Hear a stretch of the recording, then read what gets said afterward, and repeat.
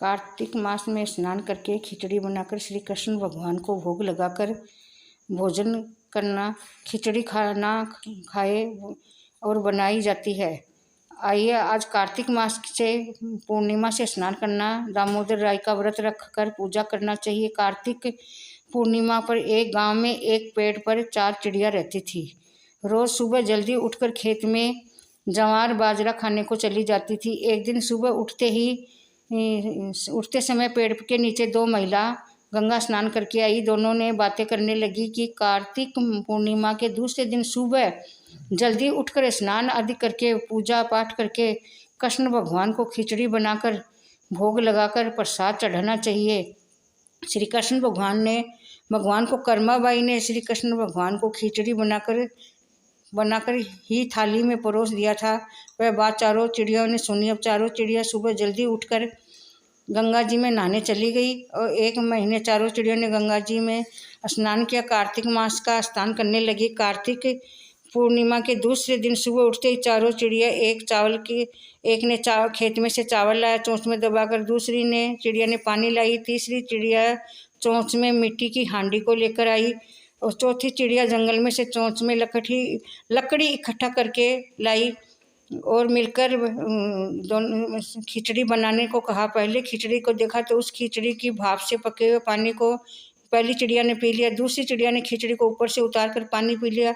तीसरी चिड़िया ने खिचड़ी खाई। चौथी चिड़िया ने हांडी के नीचे से चिपक गई खिचड़ी को चोंच से हांडी से बाहर निकाल कर थोड़े थोड़े में खाने लगी।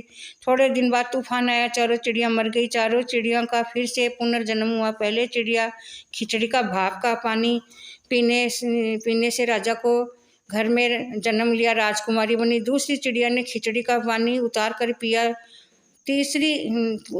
उसको राजा के महल में रहने वाली दासी को की पुत्री के रूप में जन्म हुआ। तीसरी चिड़िया ने खिचड़ी खाई, उसका जन्म कुम्हार के घर में हुआ। चौथी चिड़िया ने हांडी में से नीचे की खिचड़ी चिपक गई खिचड़ी को चोंच से बाहर निकाल कर खिचड़ी खाई, उसका जन्म हथनी के बच्चे के रूप में हुआ। राजकुमारी को पुनर्जन्म की कार्तिक मास की साथ मिलकर नहाने की पूजा पाठ करने की पूरी कहानी याद थी।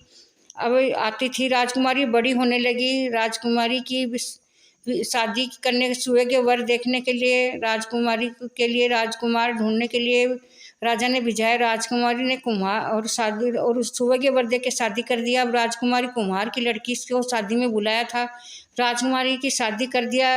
विदाई समारोह आयोजित किया गया तो राजकुमारी ने अपने पिता से कहा कि मेरे को अपनी सहेली को दोनों को साथ लेकर जाऊंगी। दासी की बेटी को और कुम्हार की बेटी को साथ लेकर जाऊंगी। दोनों मेरी बचपन की सहेलियां हैं। पिताजी ने मेरे साथ लेकर ही जाऊंगी। राजा ने कहा लेकर जाना। अब राजकुमारी ने हथनी के कान में धीरे से मुंह को लगाकर बात करने लगी तो राजकुमारी से तो बात करते हथनी खड़ी हो गई।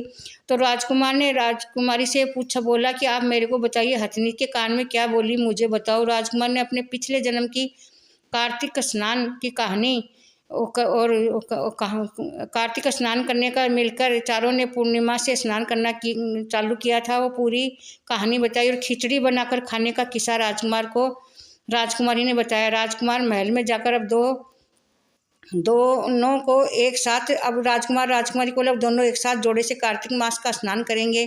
कार्तिक मास का स्नान करने लगे दोनों। जो फल मिलता है मनुष्य, कार्तिक मास के फल नहाने से इतना फल मिलता है मनुष्य का फिर से जन्म होता है।